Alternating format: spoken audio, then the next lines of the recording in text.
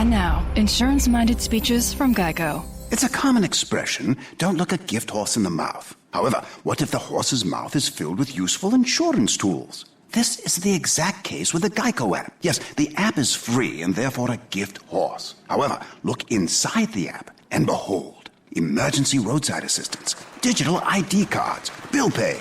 Get the Geico app. Look it in the mouth. Get amazing services. Thank you. Blog Talk Radio.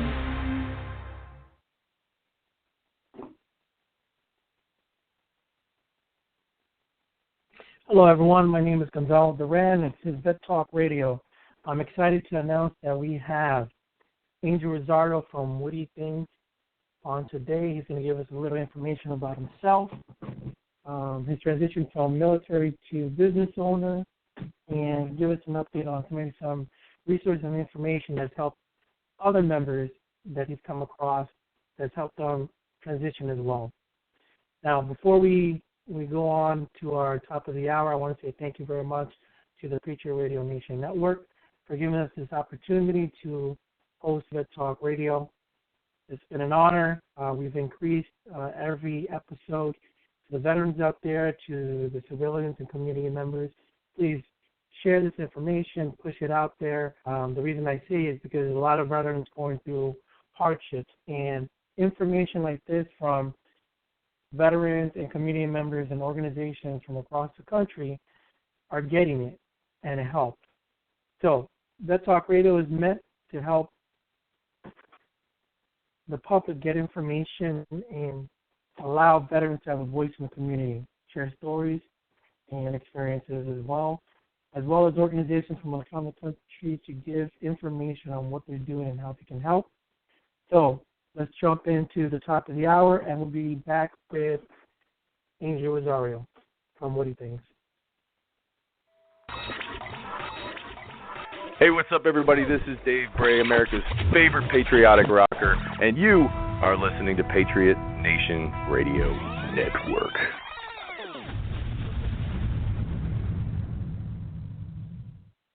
Let me get a unit to FDR 112. Shots fired.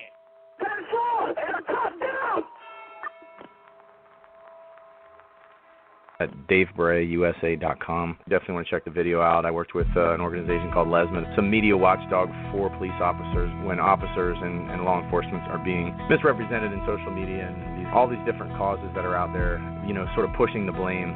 They go out and they break laws for no reason just to prove that the cops, A, have to be police. They don't choose the laws they uphold. They uphold the laws because that's their job. Whether they're passive laws or aggressive laws, they go out and break them for the reason of to get a police response, which is just wasting taxpayer dollars, and I wish people would see that. These cops are putting themselves in harm's way on a daily basis. When your dad's a police officer and he goes to work, he straps on a gun and a badge.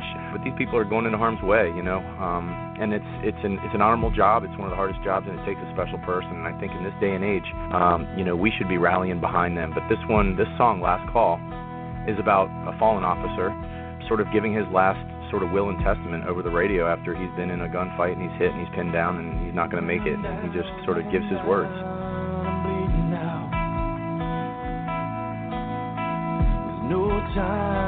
Stand by for a special announcement. Emergency traffic only. 11:45.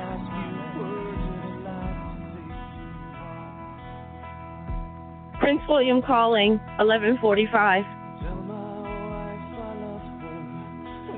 This is the final call for 11:45. Officer Ashley Gwendon. End of watch, February 27th, 2016. May you rest in peace.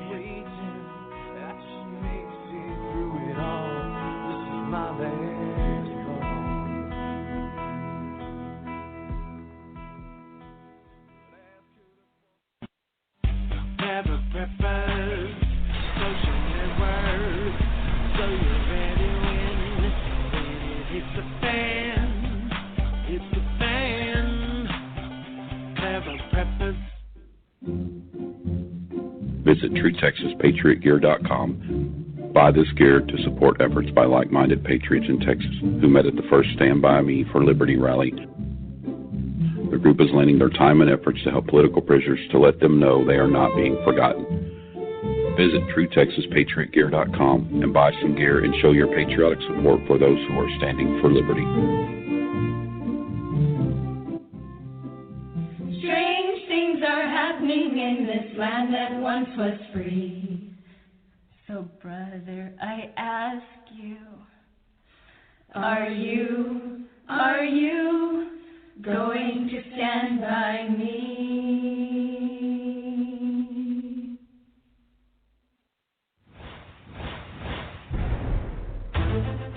You are listening to Patriot Nation Radio Live, 347-637-3942.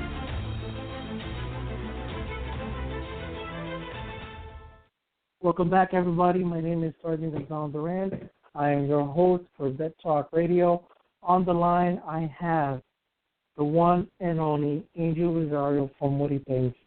Angel, thank you for being here today. Thank you for having me, my brother. Appreciate the opportunity. So now, I'm in New York. You're in Connecticut. I'm grateful that this radio station allows us to connect so far away.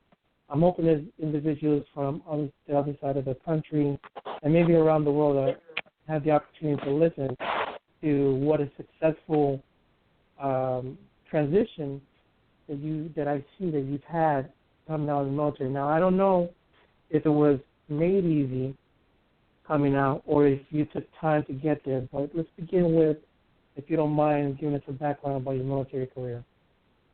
Absolutely, thank you. I do want to thank you for having me on board here at Vet Talk, and I want to thank the Patriot Radio Nation as well.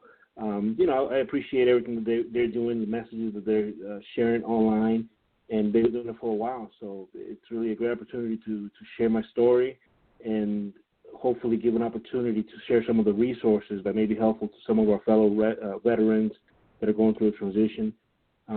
As for me, my career, I enlisted in the Marine Corps in the late 1990s. I came out of recruiting substation in the Bronx, so I'm a New York Bronx boy as well.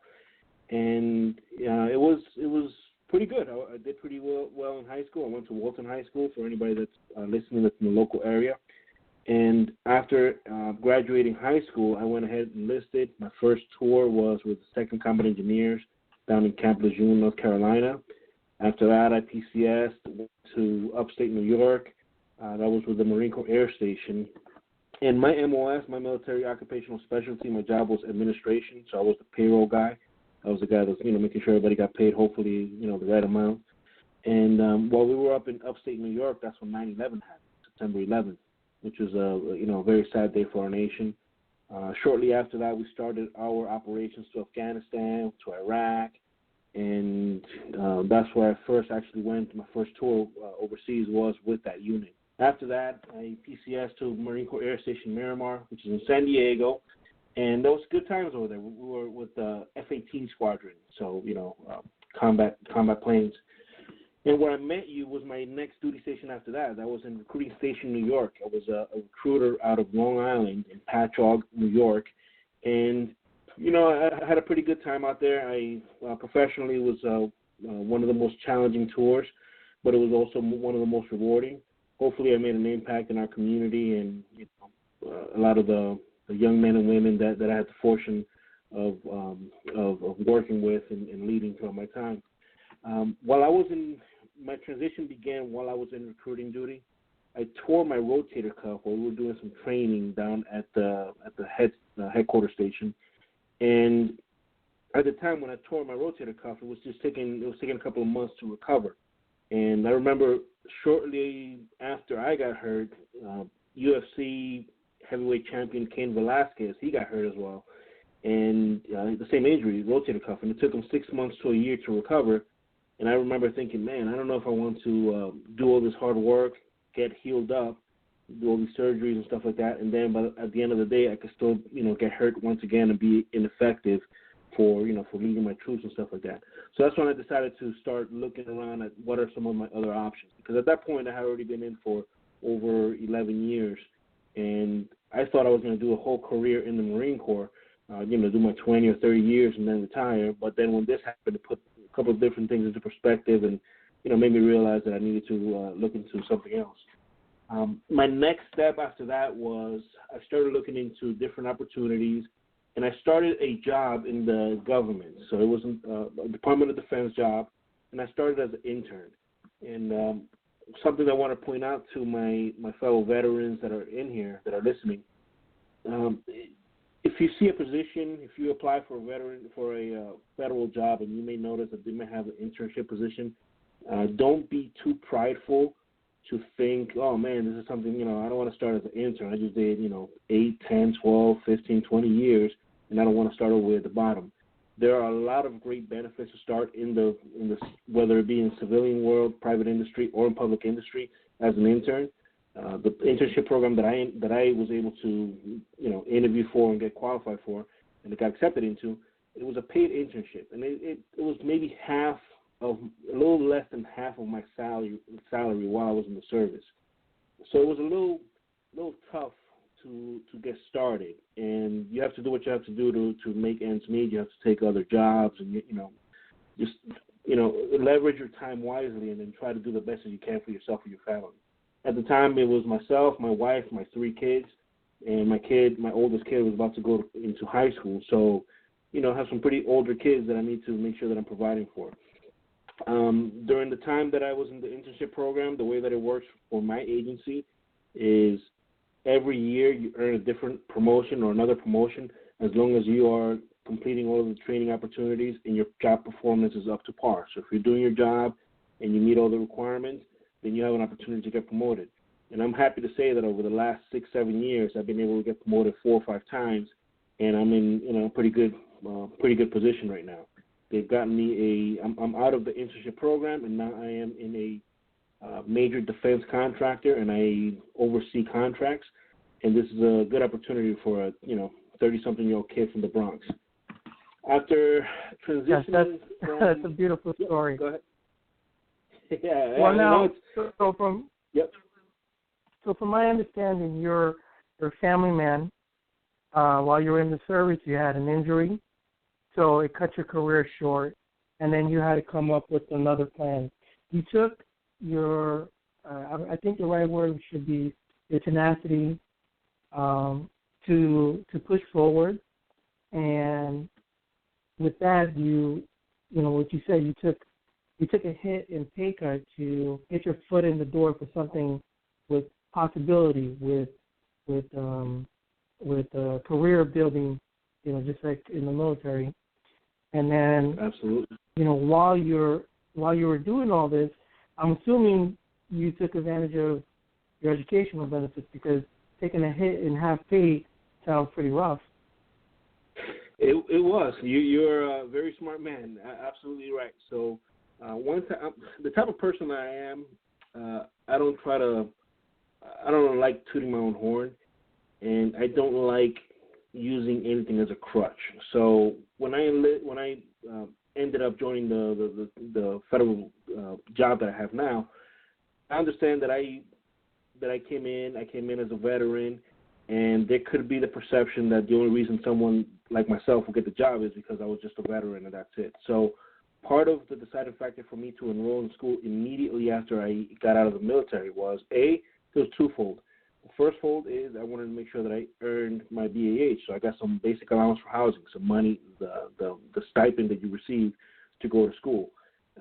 So it allows you to live somewhere, and hopefully you get it in a reasonable enough time that you could rent something and do something. I know your struggles, and when you first got out, it was very difficult to get a job or somebody to rent to you because the BAH is not a taxable.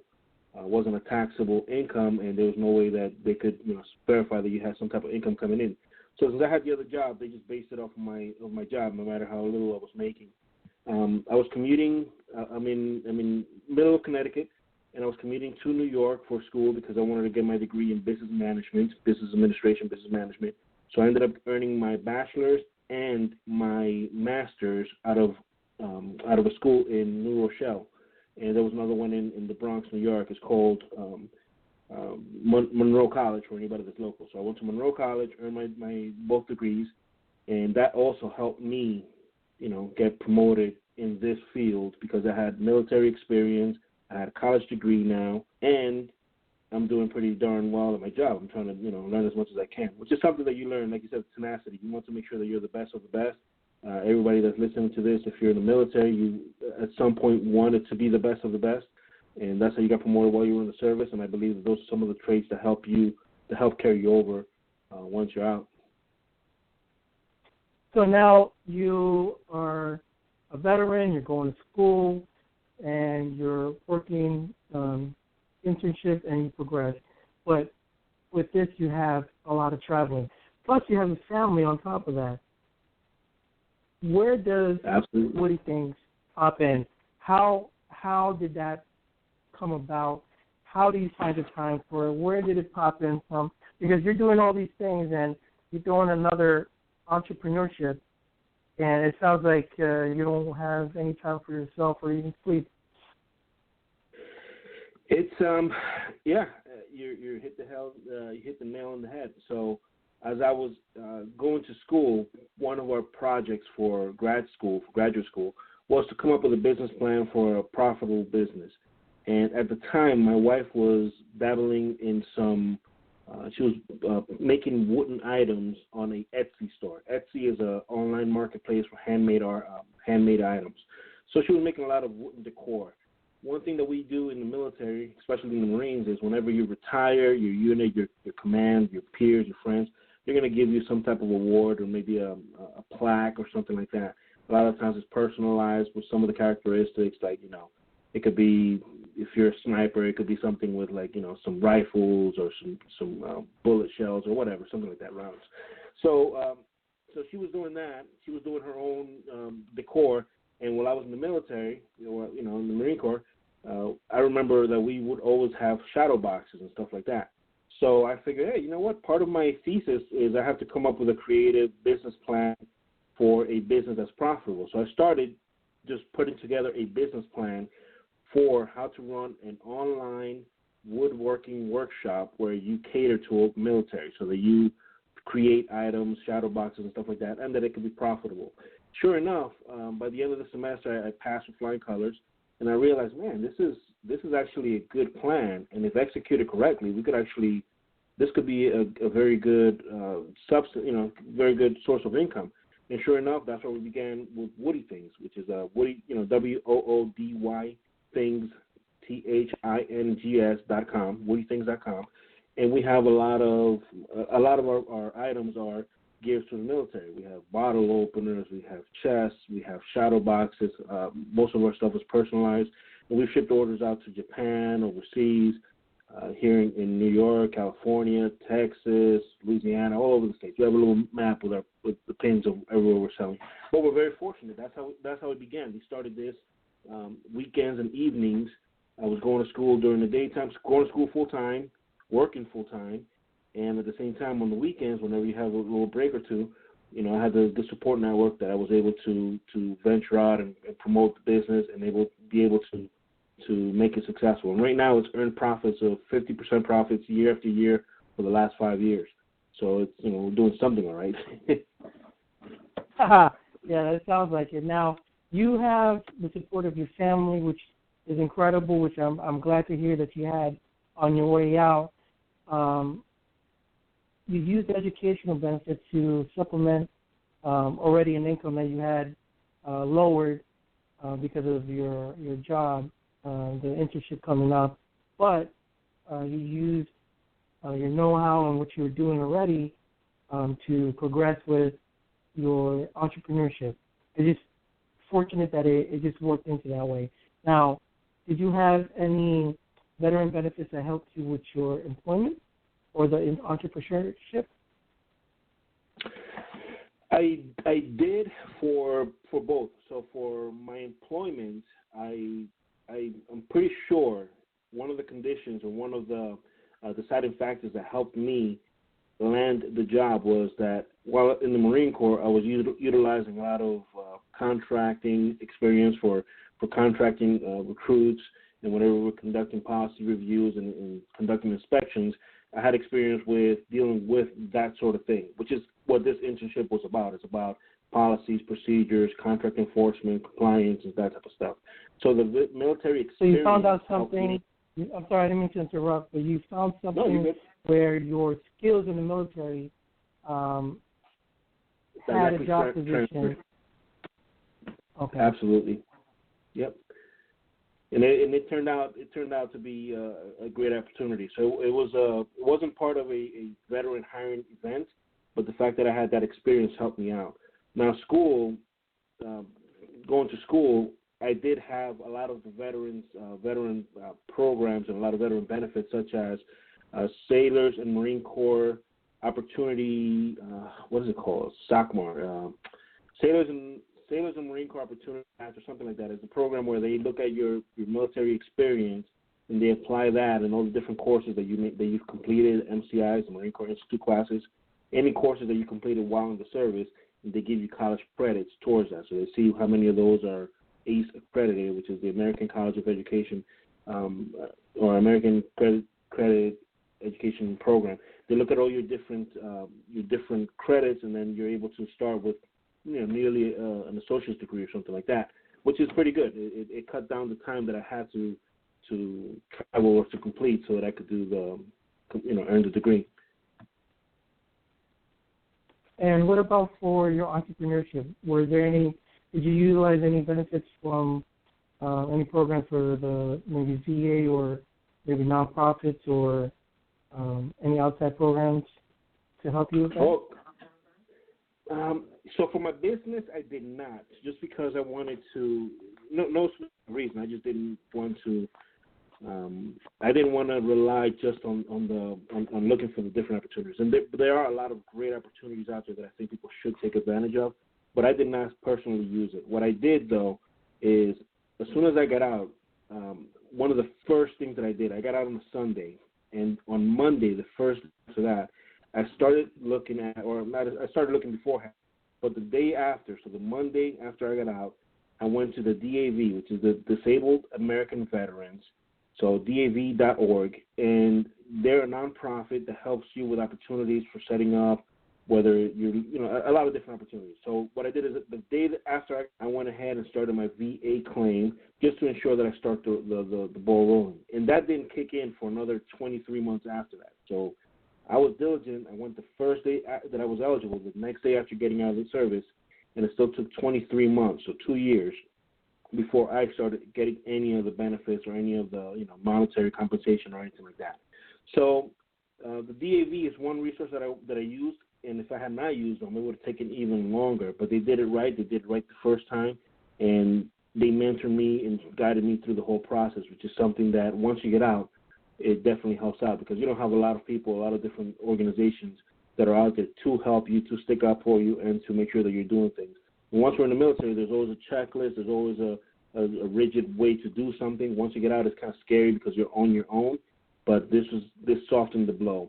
There's other organizations, a lot of different nonprofits. Double Dog USA Incorporated is definitely one of my favorite organizations that also help with this. And they weren't around when I got out, so that's the only reason I wasn't able to use them. But that's another great organization, and I'm, even to this point, I'm happy to report that I'm the Connecticut liaison for them, and I get to help out in any way that I can to help other veterans transition into civilian life. Right before lockdown. Yes, one of the things. Yeah, go ahead. One of the things that I noticed when I was looking through your biography, not only are you very open on Facebook with your accomplishments and your military background and the work that you're doing, but you also take the time to push out blogs and periodicals of your experiences. And one particular one I saw for Human Resources to give a detailed outline of what you should do, which I found very interesting. Well, is that something you do on a regular basis? It is, absolutely. So what I ended up doing is you have to wear many hats when you're an entrepreneur. And part of once I first got out of the service, I had to navigate through this. I didn't have a mentor per se that was helping me through and guiding me through all these different steps. But I knew that I needed to ensure that I chronicle it and write it down and keep notes so that later on I could show somebody else if I'm in the position that I could help someone. So as I was doing that, within the next 2 or 3 years after getting out, a lot of my peers started retiring as well. They were getting out of the military. Some of the kids that I recruited were starting to get out of the service as well. So once they were getting out, they were contacting me. Hey, how do I do this? How do I do that? What are the next steps? So I started a blog, which is called Smart Biz Practices, one word, smartbizpractices.com. And on that blog, I share tips on how to start your own business, how to set up a social media marketing plan, because social media is huge right now, how to apply for government jobs, how to use your fitness reports and all the different appraisals that you received and you earned while you were in the service, and how does that translate to civilian to the civilian world. Different tips that would easily be transferable and any other veteran could use. So that's why I started that blog. Some of the other resources that I would recommend, because I'm not the only game in town, there's a lot of different places that offer assistance. I would venture, and I hope the listeners are able to bookmark this episode and try to copy some of these tips if they find them useful. But there's a lot of different resources in the state veteran pages. A lot of your states, depending on where you're located, will have disabled American veterans outreach programs or different programs where they can help you spruce up your resume to ensure that what you're writing it jives with what your record shows, and to ensure that your resumes, your cover letters, the way that you present yourself in the digital world is in the best foot forward for the organization that you're trying to enter. Other opportunities that the state offices may have are educational opportunities. So how do you look for jobs? How do you apply for a job? How do you find a mentor? How can you find an internship that could easily help you out? If you have a veteran that's looking to follow similar footsteps like me or like myself, they might want to look at the SBA, which is the Small Business Administration. I believe it's sba.gov is the webpage. But there's a lot of different resources there that they show you how to do a lot of this stuff on your own if you're a do-it-yourselfer. So it depends on what stage in life people are, and once they're getting out, how well they're already set up. Because if someone, the first thing they need to do if they're about to be homeless, the first thing they want to do is get housing. So the first thing they might want to concentrate on is finding a house, finding a place to stay. After that, then you have to worry about look for a job or something like that to make sure that you get out of the situation you're in. So there's a lot of different resources, and I was able to take advantage, like I said, of the DAV, the Disabled American Veterans. They helped me to make my VA claim.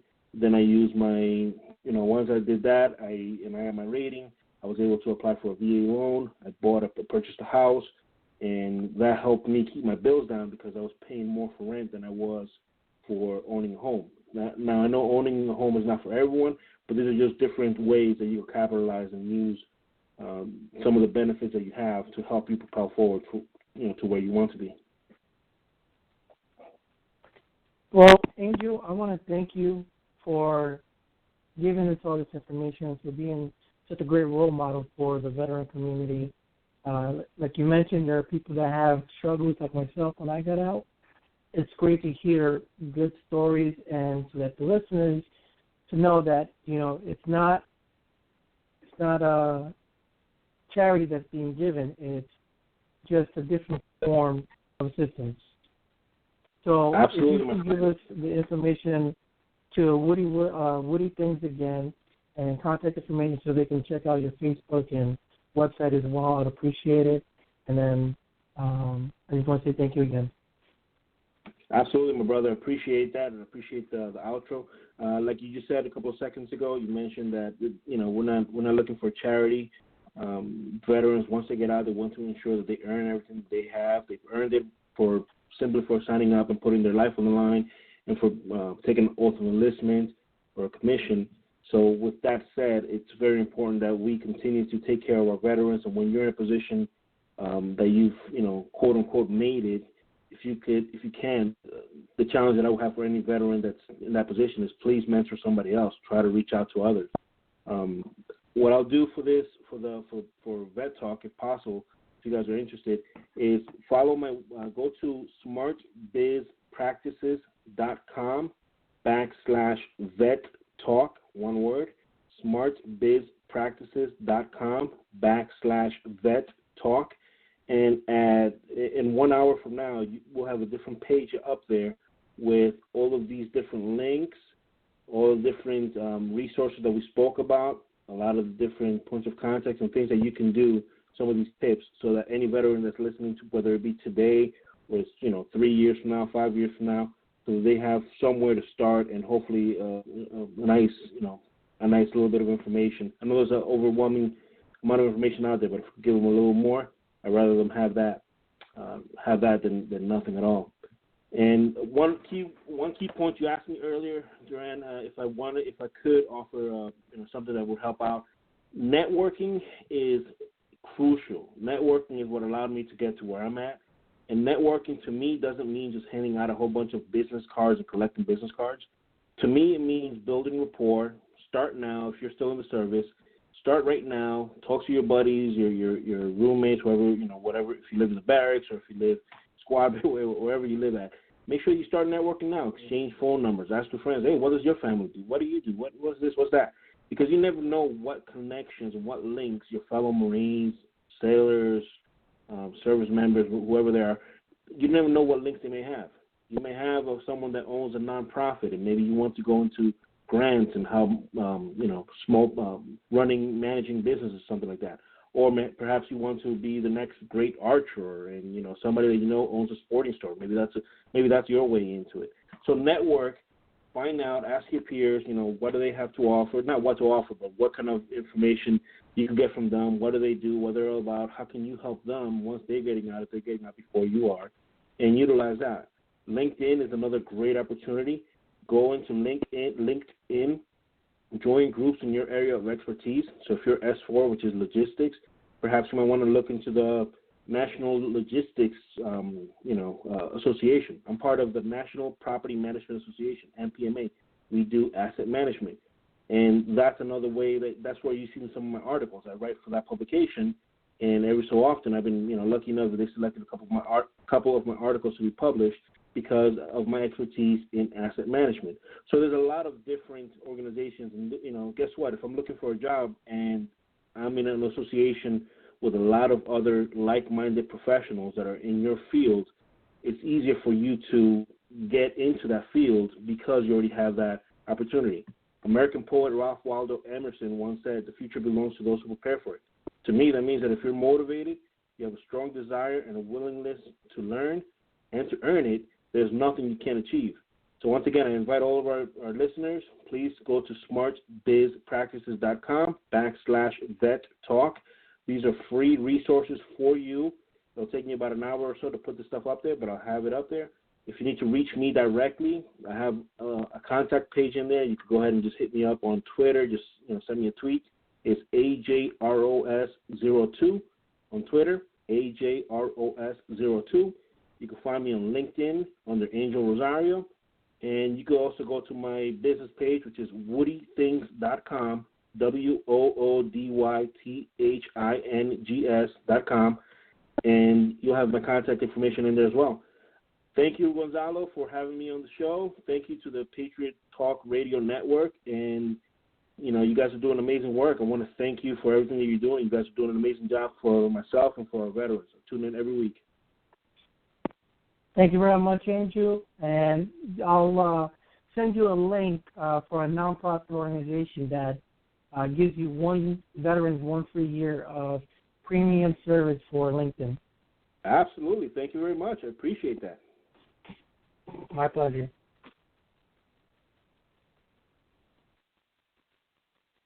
Well, everyone, that was Angel Rosario from Woody Things.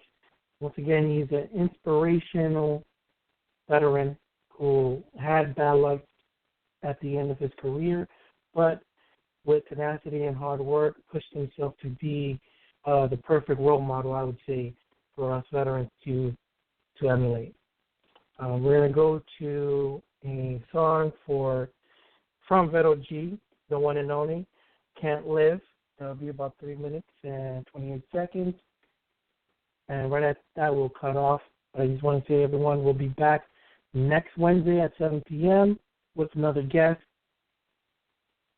Vet Talk Radio is meant to help give veterans a voice in the community and also share their experiences, as well as having organizations from around the country share what they provide so that veterans can have the knowledge that is necessary to be successful like Angel Rosario. Thank you so much, everyone, and it was a pleasure.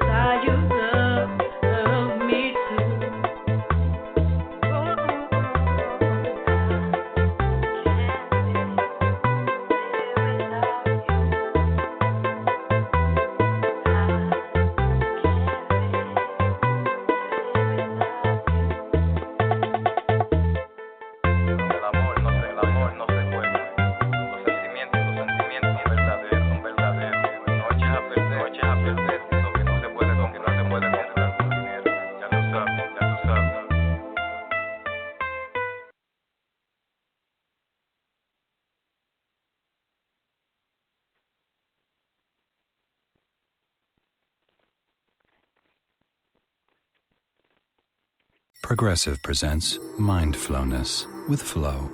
Before you lies a beautiful meadow.